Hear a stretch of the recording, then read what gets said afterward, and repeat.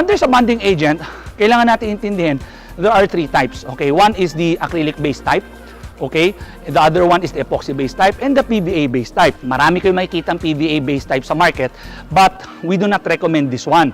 Okay, so ang PVA kasi is parang school glue.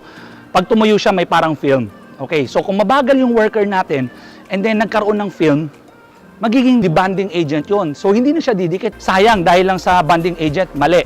Okay, so the other one is the acrylic base. So acrylic base is good for mga light traffic, mga walk traffic areas, but important for you to understand na wet on wet yung application. So under sa Build Right, yung acrylic based na bonding agent, we call it cement grip. Under naman sa epoxy na bonding agent, normally the epoxy bonding agent, you use it for bonding agent for heavy traffic, mga roads, warehouses, factories. So normally use that because the tensile strength for this is around 7 to 8,000 PSI.